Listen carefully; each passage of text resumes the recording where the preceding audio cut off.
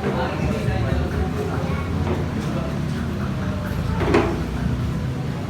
salamat po sa Panginoon sa ating choir. Band, yung singing. Ayun po na. Okay. I keep from singing. Alright, yan po yung title ng ating kung choir ngayong umaga po ito. Asa yung ito eh, di ba kung marami meron pa? Yung sa'yo, na mic? Ay, ito ba yung ano? Ano meron pa na ito sa ano? Bakit? Ito yun. Parang gamit natin sa apat. So, meron po sa akin. Ayan po, pakinggan natin yung ating quartet kay umaga po ito. Maganda ba yan? Maganda. Hello.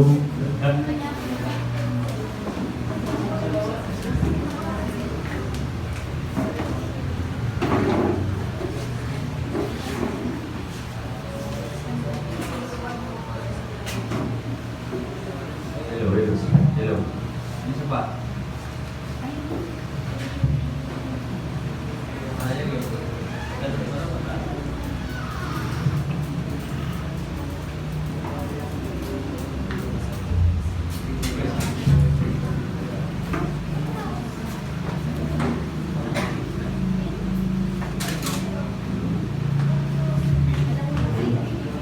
Kami po ay naawit po sa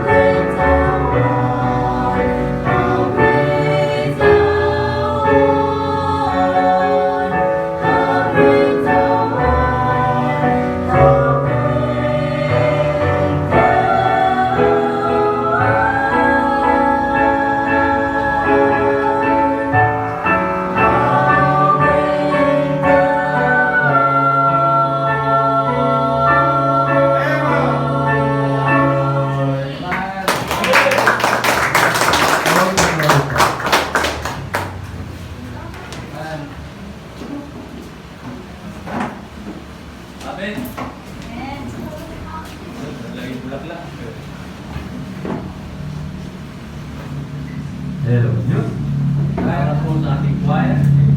Then 6 my soul. Ano ba yun? How great the heart eh. May kumanta niyan eh. Oh Lord, I God. Oh Lord, I God. How great the heart. Ayan po, so salamat sa Panginoon na yung bago ito. Tuloy na po tayo sa ating service. And yung mga nabaptize po natin, nilagyan po natin yung nabaptize testimony. Mamaya? Sir Wendy? Mga pantilan kayo maya. Saka si Brother Isaac. Kaya dalawa lang sila dito ngayon. So kahit viewers lang po, pasalamat sa Panginoon. Mag-ready lang po kayo mamaya. After ng service natin. Dahil gusto namin marinig kung ano po yung inyong tawag niya? Yung inyong pakiramdam. Kayo ba ay masaya o masaya?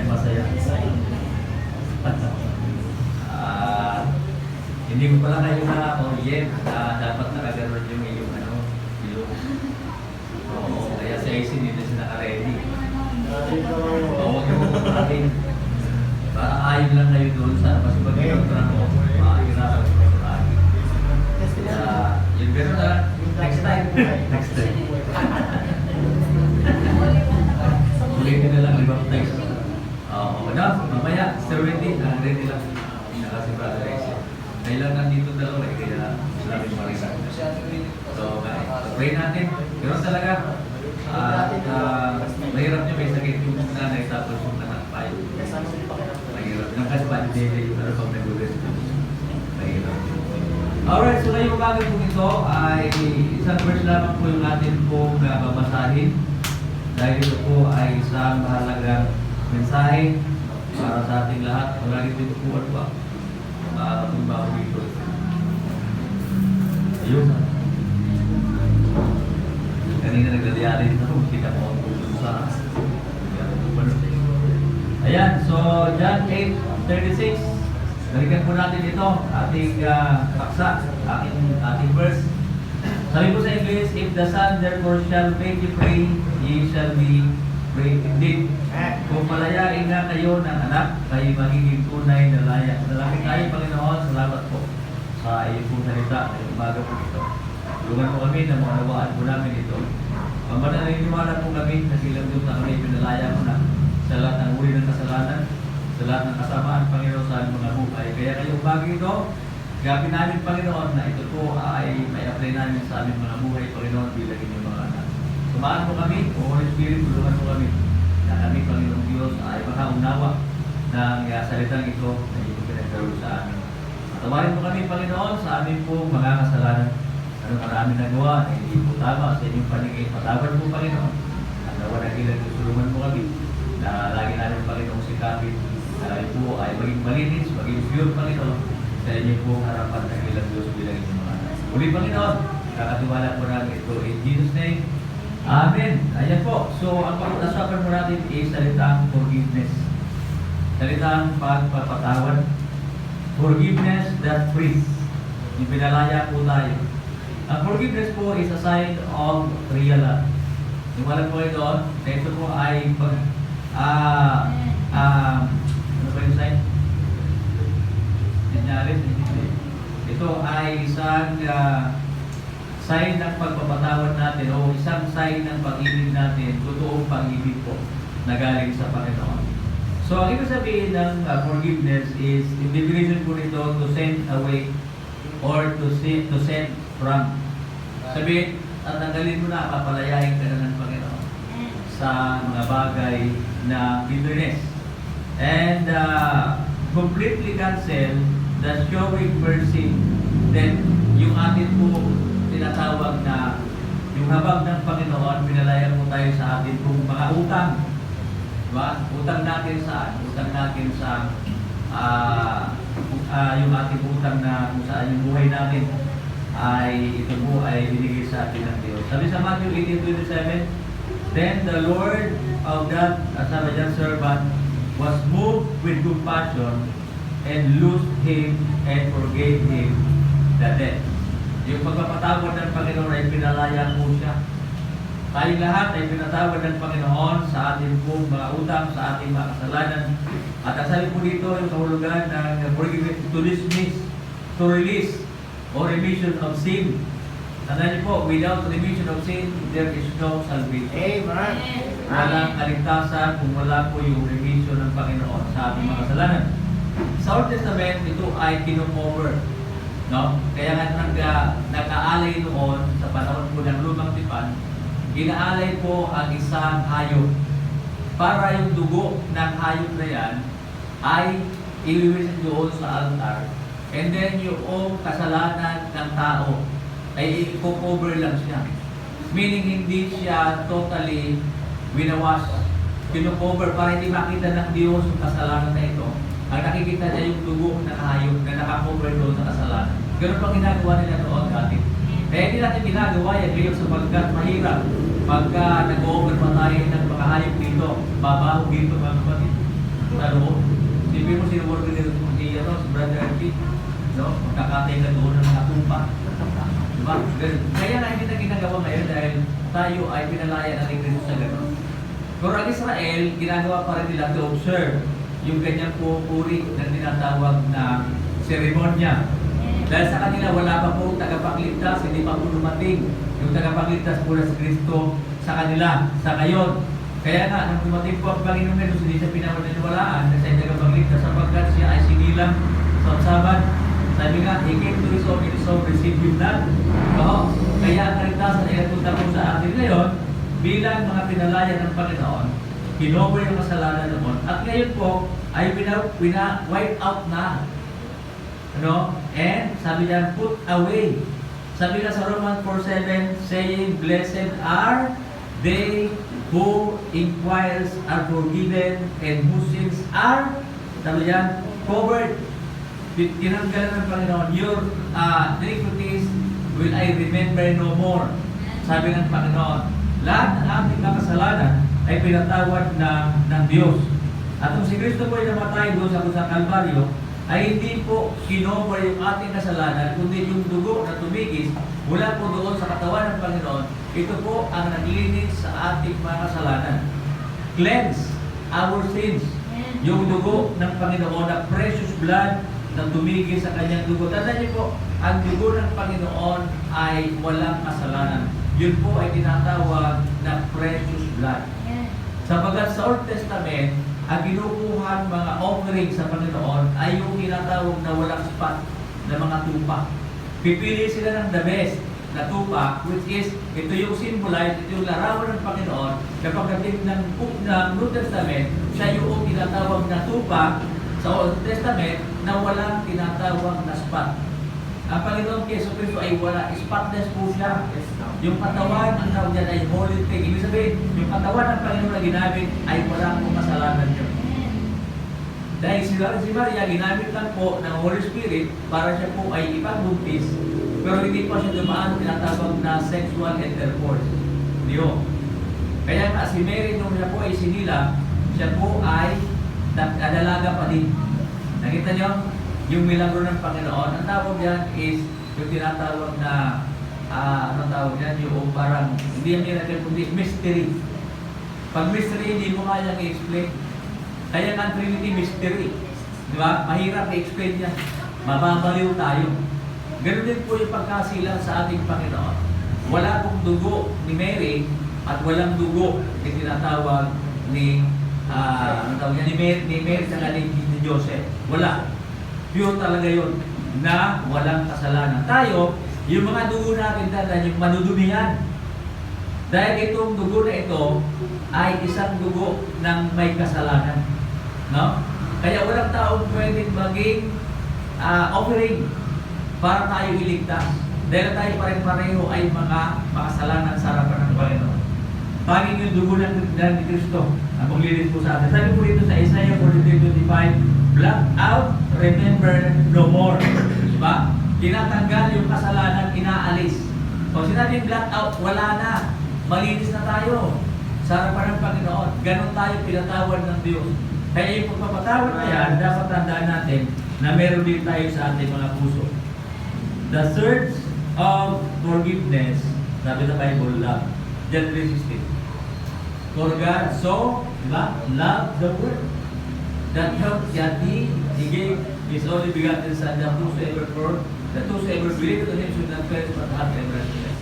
Alam niyo po yung salitang so, okay? S-O. Sa Tagalog, gayon na lamang. Okay? Ayun po ay without, ano yan, tawag dito, hindi mo ma-explain. Yung salita, for God so loved the world. Kasi yan na po ay isang salita, lalo sa mga Batanggenyo. Pag sinabing gayon na lang ang galing sa iyo ng nanay mo, mahirap yun. Mahirap i-explain yun. Kaya nga, gayon na lang ang pag-ibig ng Diyos sa atin. Yung sabihin, hindi mo kaya, hindi mo kaya paliwanag, dahil gayon na lang ang pag-ibig ng Diyos sa tao, sa ating lahat. Kahit anong kalagayan natin, minahal tayo ng Diyos. Kahit anong tinatawag na background natin, minahal tayo ng Panginoon. Tandaan niyo po yan. Kaya ang pagpapatawad, mga kapatid, dapat totoo yan sa puso natin. Hindi tayo nagtatanim ng galit, wala tayong bitterness. Dahil yan po magiging hadlang para makapaglingkod po tayo sa Panginoon. So, forgiveness from God necessary because sin separates, divides us from God. Forgiveness by God is by grace. Tama? By grace yun. Biyaya ng Diyos yan po ay bigay ng Panginoon sa atin. And it is the act of love on God's part. Yan po ay isang akto ng Panginoon na tayo ay minahal ng Diyos. At yun po yung tinatawag na parte ng Diyos para mahalin po tayo. Romans 5:8. Sabi niya, ano sabi sa Romans 5:8? Tingnan natin. But God commended His love toward us, in that while we were yet sinners, Christ died for us. O, di ba? Napakaganda. Dahil namatay si Kristo para sa atin, dahil mahal tayo ng Panginoon. Mahal tayo ni Kristo, mahal tayo ng Diyos, pinalaya tayo ng Panginoon sa ating mga kasalanan. And forgiveness, sabi po dito, ay repairs, amends, relationship, tinatahi, yung tinatawag na mga nasisiran, mga relasyon. Mends, tinatahi, inaayos ng Panginoon. Kaya nga pagka meron tayong karelasyon na hindi tama, yung iyong karelasyon ay itatahiin ng Panginoon. Aayusin ng Diyos. Itatama niya. Iwawasto niya. When we forgive. Sabi niya dito, one another. Sabi niya, lalo na sa mga mag-asawa. Yan, mahirap yan. Nakaralit ako dito. No? Oo. At inatawag na restoration. Diba nire-restore? Meron pa napanood sa TV na mga restoration yung kanyang trabaho. Lahat ng mga sasakyan na nire-restore niya. Ang ganda pagka na-restore. Oo. Parang bago din. Kaya ganyan kapag ang relasyon na-restore, parang bago din. Oo. Nawawala lahat ng pagka pinanakit mo, yung tagpo mo, yung mga tinatawag na sama ng loob, nawawala yan. Kapatid. Kaya mas maganda na ito ay nahihil, na nagagamot. And then, yung friendship, nare-restore yung brotherhood. Yung tinatawag na na-i-enhance, na paghuhusay. No? Yung brotherhood, hindi yung brotherhood sa fraternity. Hindi yun. Brotherhood sa Panginoon. Diba? Sa Panginoon kasi, pag nag-brotherhood tayo, hindi tayo sasaktan. Sa fraternity, papaluin ka ng papaluin. Tapos mahal mo pa rin yung kapatid mo. Mahirap yan. Ayaw nga natin paluin ng magulang, tapos sasali ka pa yan. Hanggang sa maging violent yung ano dito. Sa may bigyan, no? At mahirap yan, tatabaan yung kidney, masisira, patay. Kaya, yung mga babaki ko, sa skill yun sila. Yung kapatid mo bunso, ganun din, yung mga tao. Ibang klase kapag ano, hindi ba masarap sa Diyos? Yung kapatiran. Sa'yo na, ipapanalangin ka. Yun ang hindi tama. Now, paano po tayo? Forgiveness is the divine sign of love. And the reason to be forgiving, number one, God commands it. Ito ay ginuman ng Panginoon. Mark 11:25, 25 to 26. And when ye stand praying, forgive, if ye ought against any, that your Father also which is in heaven may forgive you your trespasses. Yung mga, yung tatay natin sa langit ay pinapatawad tayo sa ating mga kasalanan. Yung ating mga trespasses, but if you do not forgive another, will your Father which in the heaven forgive your trespasses. The example of Jesus, sabi niya dyan, we have been forgiven and be ye kind of one another, sabi niya, tender-hearted, forgiving one another even as God, for Christ's sake, had forgiven you. Diba na masarap? Naisipin natin, na lagi tayong pinapatawad ng Diyos. Every time nalalapit tayo sa Panginoon, pinapatawadan ng Panginoon. Kaya kahit mayroon tayong John, 1 John 5, at 1 John, sorry, tunay pa? 1:9. 1 John 1:9. If we confess our sins, He is faithful and just to forgive us and cleanse us from all unrighteousness. Pati siya na po talaga, wala ako sa ano. Nahirapan ako. Ganun pala, pag walang tulog, wala rin upa. Alright. Si Jesus ang ating example. Like love, forgiveness is to be from the heart. Ang pagpapatawad ay sa puso na gagawin. Hindi sa puso. Mababaw yun. Diba? Hindi mababaw. Pag puso lang, kaya maniwala. Pero pag sa puso, ano yan? Nagmamanifest. Diba? Ganyan naman eh. Kaya sa magulang natin, huwag tayo ng galit na doon. Ngayon, ang anak nagtatanig ng galit sa magulang, never sa pinagpapalo. Kasi ang sabi ng Panginoon, obey your parents in the Lord, for this is God. Magtatanig ka ng galit. Hindi tama yun. Kasi magulang, tandaan nyo, hindi laging tama sila. Hindi yan, tao-tao yan. Pero tama lang na respeto sila. Diba? Tama na respeto sila. Kaya hindi sila tama palagi. Maaari tayo makinig sa kanilang mga payo. Maaari tayo makinig sa kanila. Pero tandaan natin, lahat ng sinasabi nila sa atin ay hindi para sa ikabubuti nila, kundi sa atin. Kaya ko lang na-realize yan. Nung tatay ko sinasabihan na. Kasi nung time na ako ay rebellious, hindi ko maintindihan. Na ang gusto ko gagawin ko, Jerry, papaalam, alis ako, bigla na. Hanapin mo ng tatay. Sinisikap niya na natin ako. Talagang, ano yun? Nagtatanong-tanong siya. Nagamakita niya ako doon sa coffee.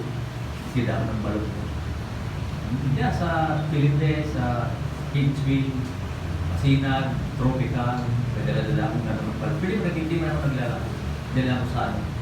Piso lang ang isang antubo. Kung ilan man nakakabenta ako ng isang daan, may isang daan ako. Pwede naman ang pagkain. Uwi kami. Mga alauna ng madaling araw. Maraming eksena sa di. May nagbabari lang. Mayroon mga nag-aaway. Tutukan ng baril. Ganun. Madaling araw dyan sa kopi. May nag-aaway. May doon. May sayaw doon. May batayan. Ako. Pusok sayaw mo din. Kung ilang gusto doon. Sa Tagalog. Nako. Yung gulo-gulo niya. Oo. Nung araw. Mga 94. Kaya nung time na nag-rebelde ako sa magulang ko. Hindi ko talaga binabati sa atin. Napakabastos ko. Yung nagpamano. Wala talaga. Parang walang tatay. Kaya ko lang na-realize na kailangan ko pala mahalin yung magulang. Kaya nagpaso na ko. Sabi ko, pagdating ko sa bahat amin, hinayakap ko yung tatay. Pag ngayon, birthday ng nanay ko sa 8. Wala, hindi ko yung nakapunta. Ibigay na lang ako ng pambili niya ng tawag ito, pangpansin. Kasi buhay pa sila. Mahirap niya kapag kapatay na nakalayan niya. Mahirap, di ba? Tapos may regrets ka. May galit ka para sa kanya. Hindi dapat yun. Sabi nga ang magulang ay nililito.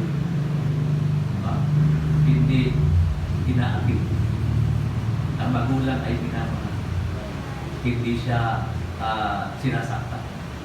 Ganyan dapat. Ngayon pala tayo lang. Mahirap pala kapag ikaw na naging magulang at gano'n din ang gagawin ng alam mo sa'yo.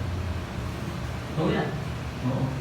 Kaya dapat ma-realize mo rin na kapag ang magulang ninyo ay hindi talaga sila mahirap pagdating ng panahon, magulang ka na rin, hindi na mararanasan na. Okay? So, pagpapatawad, sabi nga dito, an extended person like that should be eager to forgive. Tayo daw dapat ay desidido na magpatawad sa mga kasalanan na ito. And how to be obtain forgiveness in our life. Paano natin makukuha? Obtain. Paano natin makukuha itong forgiveness na ito? If not a Christian, sabi niya, if not a Christian, page 1, sabi niya po dito, receive the gift. If Christian, repent and pray. Kapag daw po tayo ay nag-repent at nanalangin, nakukuha natin yung tinatawag na kapatawaran. Sapagkat kung hindi tayo nagre-repent, hindi tayo patatawarin ng Panginoon. Lagi ang tutuon yan. Yung pag-repent, yung pag-alapit sa Panginoon, pagiging ng tawad. When there are sins between brethren, okay? Kung mayroong kasalanan sa pagitan ng mga kapatid, ang duty natin bilang offender, mag-repent. At bilang offended, rebuke. Pag na-offend ka, i-rebuke mo siya. Kasi, nasabi sa Bible, ano yun? Secret love is better than open rebuke is better than secret love. Mahal ko nga yun ang siya tao, di mo naman sinasabihan. Hindi maganda yun. I-review mo dahil nasawa dyan, meron ano dyan eh. Yung isa yung ewan ko ano, nakakalimutan. Yung mamaya. Okay? Brother trespass against thee, rebuke him, and if he repent, forgive him. Pag nag-repent siya, patawarin mo naman. Alright? Ganun dapat. Nag-repent na ka, galit na galit ka pa din. Tapos talagang sobrang galit mo sa kanya. Eh, nagsisi na nga yung tao eh. Di ba ganun lang naman naman sa akin, di ba? Nagsisi na. Maliban kung nagsisi, tapos ginawa niya ulit, ay iba yun. Nagsisi na nga eh. Kung sincere naman, bakit ba hindi? Ay, dadalhin mo yung bitterness na yan habang ikaw ay namumuhay. At Kristiyano kasi nasabi mo Kristiyano. Tapos yung magpapatawad, hindi mo nagagawa. I think, hindi tama yun. Di ba? At, sabi dito, forgiveness is needed in the church. Sa church, mga kapatid, kailangan ng pagpapatawad. Kaya dito sa atin, pag meron tayong nagkamali tayo, kahit si pastor, pwede niyo kumprontahin. Hindi ko kayo aawayin na. Kung mali ako, mali ako. Okay? Kahit bata kung sabi tayo, pastor, mali ko. Kapakinggan ko yun. Maririnig kung mali ako, okay lang. Okay lang yan, ba? Hindi naman kami maka-superman, hindi naman kami tinatawag na yung hindi nagkakasala. Nasa lang ito eh. Ako naman, pwede naman lapitan, pastor, ganito po sabihin mo sa inyo. O, pakikinggan ko yun. Pero kung wala naman, baka naman nagkakamali ka. Diba? Ganun naman yun eh. Okay? So, forgiveness, asabi niyo po dito, is builds, expand love. Forgiveness is more than just speaking the words. Kahit na marami na sinasabi, hindi ka naman marunong magpatawad, ay wala din po. Forgiveness involves a kind of attitude. Forgiveness involves forgetting. Diba? Forgive and forget. Sabi niya, Pastor, ang last yun na nagkalamat na mahirap ng iba. Parang sa labi na may lamat na siya. Meron ka. Totoo yan. Tama, di ba? Totoo. Pero may tinatawag na buwang ng yung paghilom. Paghilom along the way, mahihilom yan. Ang sugat na nahihilom mga kapatid, tama, may peklat siya. Pero dapat hindi na nagre-repent sa iya na itong peklat na ito ay naging masamang alaala para sa akin. Nililimot yan, sabi ng Panginoon. Diba? Kinakalimot. Ganun po ang pagpapatawad po na ginawa sa akin. Kaya dahil sa Panginoon, hindi niya naman tayo pinatawad once eh. Tama? Every time, pinapatawid tayo ng Panginoon. Kaya nga sa Diyos, hindi mo pwede na ang Panginoon natin ay God of the second chance. Hindi. God is a God of many chances. Kahit anong oras, lalapit tayo sa Panginoon. Papatawarin tayo ng Diyos. Yan po ang sinasabi ng Bible sa Hebrews chapter 8:12. For I will be merciful to their unrighteousness and their sins and their iniquities. Will I remember no more? Napakaganda, napakabuti ng Panginoon. Yung kasalanan natin noon, ngayon, at magkakailan na, ay hindi na po inaalala ng Diyos. Kaya ang mga anak ng Diyos na nagkasala sa Kanya, magamat nagkasala tayo, at humihingi tayo ng kapatawaran sa Panginoon every time. Sabi ng Panginoon, nilibot na. Kaya nga ang Panginoon, di ba, namatay siya sa puso na kalipa. Yan ang tinatawag na larawan ng Panginoon, ang pag-ibig niya ay walang hanggan. Ang pagpapatawad niya ay walang hanggan. Yan po ang gusto natin. So yung pagpapatawad na yan sa puso natin nilagay ng Panginoon para mapatawad natin yung mga tao na nagkasala sa atin dahil yan ang ginawa ng Diyos sa buhay natin. How many times, Lord, I forgive my brother that offended me? It is 7 times. Sabi ng Panginoon hindi. 77 times 7. Kung kwentahin nyo, almost 500 na times kung matatawarin.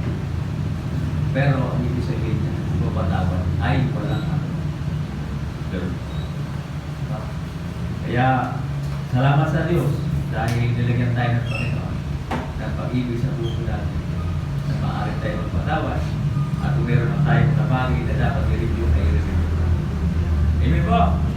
Amen. So, tayo po ay tumayong lahat at tayo po ay manalangin. Ang manaming Diyos na mahabag at makapangyarihan sa lahat. Salamat po sa mensahe.